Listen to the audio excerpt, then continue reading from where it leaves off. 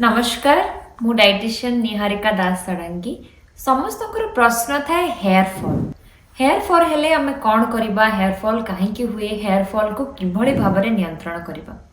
आसंतु जानिबा hair fall काहेकि हुए बहुत सारा रीजन थाए जोथि पे हेयर फॉल हे थाए प्रथमे होची जदि आपनक शरीर रे किछि डेफिशिएंसी अछि जेमति कि iron ferritin biotin vitamin D zinc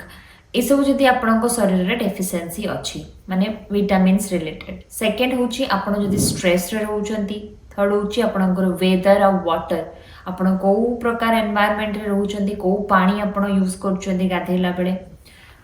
fourth होची आपनकर फिजिकल एक्सरसाइज आपण करूचंती कि नाही ए सब को नै कि आपनकर आ किछि आपनको टर्मिनल डिजीज अछि जदि हेयर फॉल ए सब रीजन पाई हे थाए प्रथमे जदि आपनकर हेयर फॉल होची गोटे गोटे रीजन आपण फाइंड आउट करंतु जदि ए रीजन नाही ताले ए रीजन हे थाए पर जदि ए रीजन नाही ताले थर्ड हे पारे थर्ड हेतले नहितले फोर्थ हे पारे तो को रीजन पाई मु सब बेले कोइ कोनोसी रोग कोनोसी दिनस जदि रेगुलर आपनको होची काहे की होची तार कारण आमे प्रथमे फाइंड आउट करबा कारण फाइंड आउट कला परे आमे तार मूल को जाईकी ताको मारी परिबा किबा ताको नियंत्रण करि परिबा हेयर फॉल रो रीजन आमे जानिले हेयर फॉल को केमिति नियंत्रण करिबा जदि आपनक शरीर रे किछि डेफिशिएंसी अछि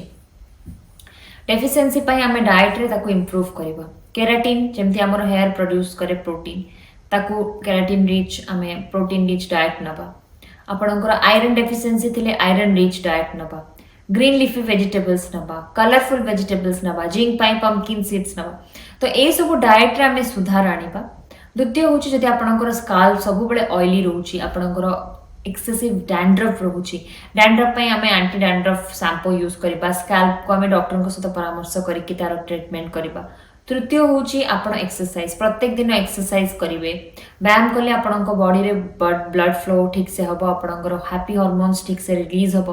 आपणक बॉडी रे जदि एक्स्ट्रा स्ट्रेस थिबो सेटा रिलीज हबो आपण निश्चित भाबरे हेयर फॉल को नियंत्रण रे आनी परिबे हेयर फॉल आजिकली 10 जण रु 10 जण को होची याकु नियंत्रण करबा आपणक ऊपर अछि आ सबुटु बड़ होची एनवायरनमेंट सपोज गोटे जगह रे हम रहउची आ गोटे जगह बोले हमर बेले बेले हेयर फॉल गोटे जगह रे हमर हेयर फॉल बहुत होची किंतु जगह शिफ्ट हे गेला हमर हेयर फॉल हुए नाही सेटा हमें किछिटा क्लाइमेट रिलेटेड हमर बॉडी रे प्रभाव पड़ी थाए आपण हुए तो नोटिस करि परिबेनी किंतु जो माने बहुत ट्रैवल करंती किबा बाहर रहउचंती जदि आपण भी नोटिस करिया स्टार्ट करिवे निश्चय करि परिबे